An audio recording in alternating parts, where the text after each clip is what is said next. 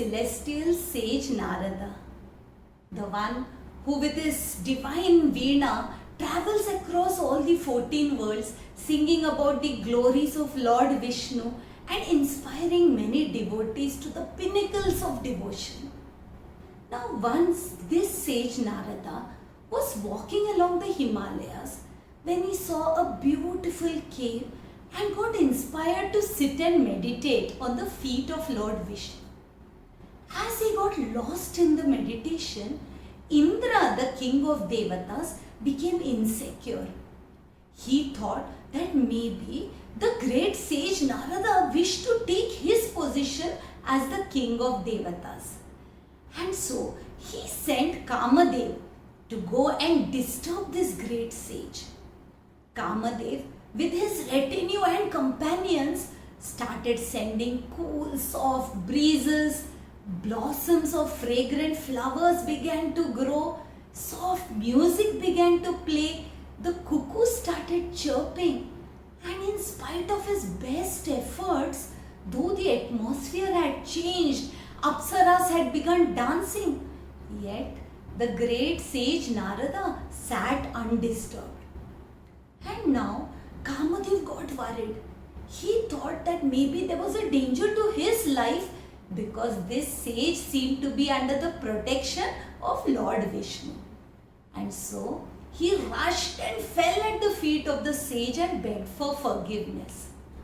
Now Narada did not get angry, and since he was not distracted, he was not the least bothered.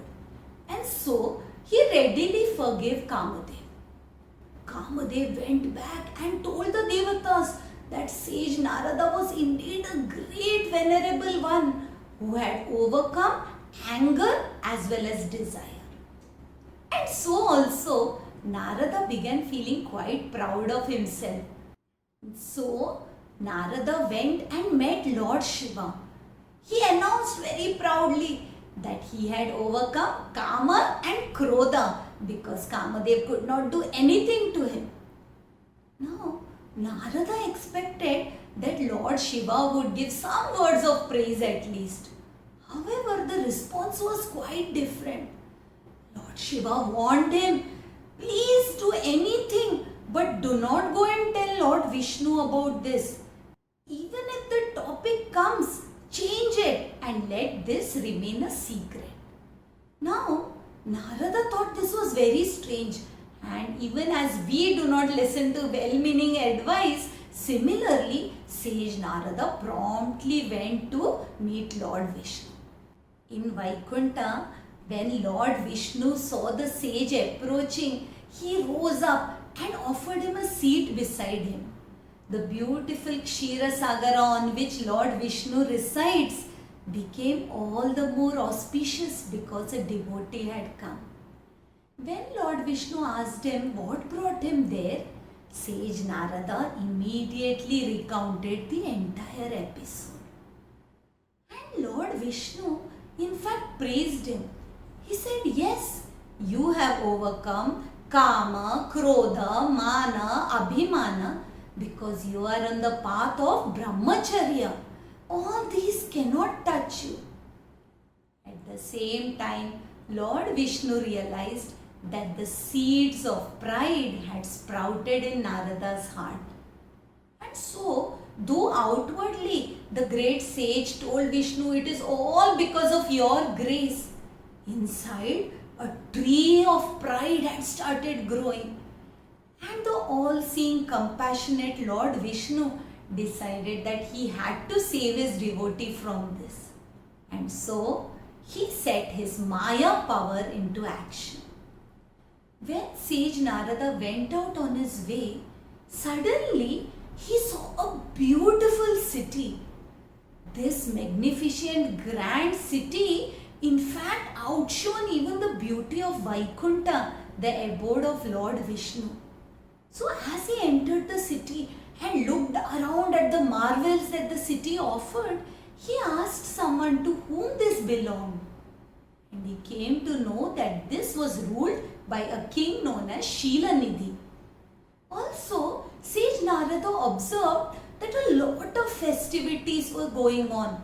Streams of kings with their retinues were entering the city. And on asking why, he came to know that the princess of the land, Vishwamohini, would soon be having a Swayamvar. And all the kings had been invited for that. Out of curiosity, Sage Narada decided to visit the palace. He was received with great respect because everybody knew Sage Narada as the supreme devotee of the Lord. And when Sage Narada was seated there with due respect, the king brought his princess Vishwamohini in front of the sage and asked the sage to tell the horoscope or tell what the future held in store for her. When Sage Narada looked at her, Maya came in full force in front of him and he forgot all about his vows of sainthood, sagehood, devotion, japa, tapa. He only looked at her beauty and was captivated. The only thought in his mind was, how can I marry her? And though he read her horoscope and realized that whoever married her would be immortal, invincible, and loved by the entire creation, he just muttered some good things to the king and left in a hurry. Now he was quite perturbed. He was wondering how it could happen that she would choose him as her suitor. And then, as a devotee always does, he thought of his Lord. He immediately prayed to Lord Vishnu.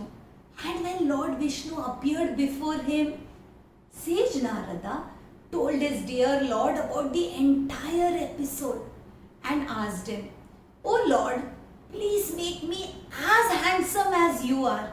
Give me such a form that I get what my heart desires. Only you can do it, and do it very speedily. There is no time to be lost." Now, Lord Vishnu smiled.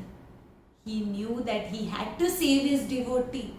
Now, if a patient asks the doctor to give him some medicine which may even harm him, can the doctor do that? No.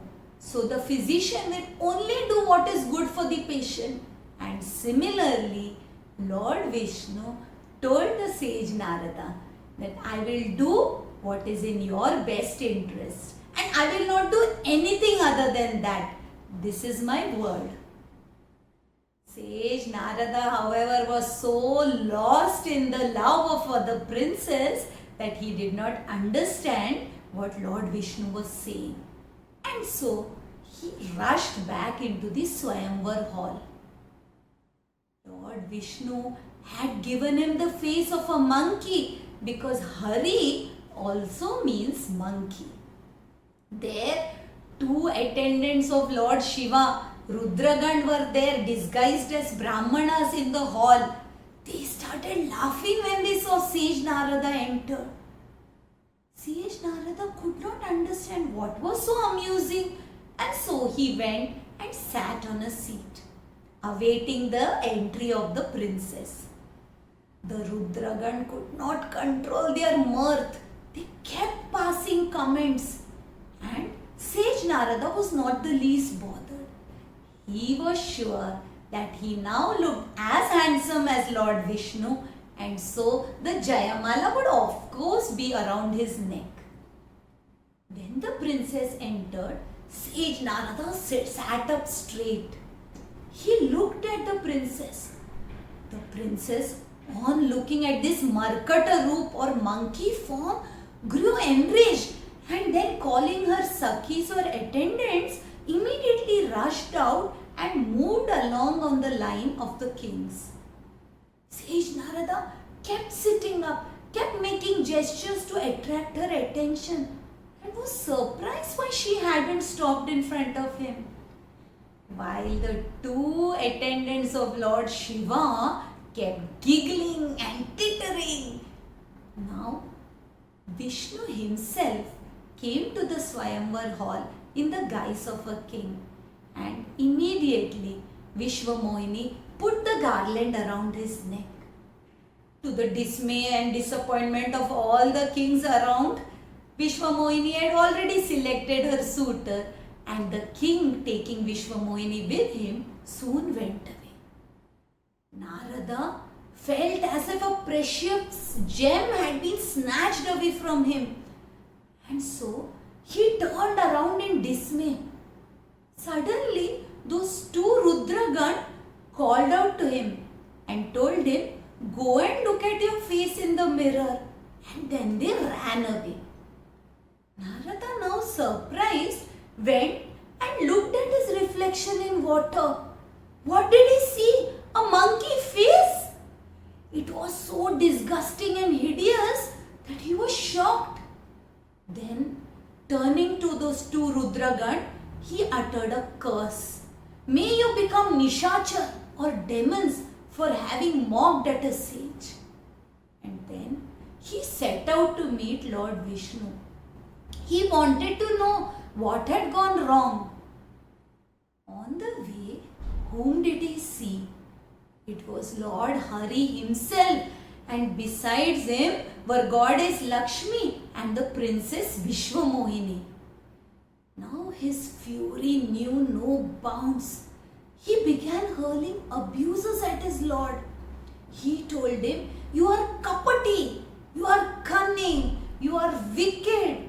You all along planned to have the princess for yourself. This is what you did even in Samudra Manthan. You took goddess Lakshmi while you gave the poison to Lord Shiva. You always do this. You do not bother about what is good or bad. You sometimes redeem the evil, and at many times you give obstacles on the path of the good." Saying this, he uttered a curse. He told Lord Vishnu, "You made fun of me, made me into a monkey face. You will soon have monkeys as your helpmates. And for having given me so much trouble, you will also undergo this trouble of separation from your beloved." Now Lord Vishnu accepted this curse from the holy sage and then pushed Maya aside. As soon as the effect of the illusory Maya was gone, Sage Narada knew what had happened, and he cried out, "Oh, what have I done?" His monkey face was no more, the city had disappeared, Vishwamohini had disappeared, and there was only his beloved Lord. He told his Lord, "I hurled abuses on you. How can I ever wash away my sins?" Why, Lord Vishnu lovingly told him, "Go and chant the name of Lord Shiva for 100 times. The worship of Lord Shiva will always give true devotion to me. And as for the curse, it will come true. Don't you worry." And as Sage Narada felt very miserable about this, Lord Vishnu, in another kalpa or round of creation, took birth on earth in a human form, got separated from his wife, took the aid of monkeys or vanaras, and defeated the demons, who were none other than these two Rudragan who were cursed to be born as Nishacharas.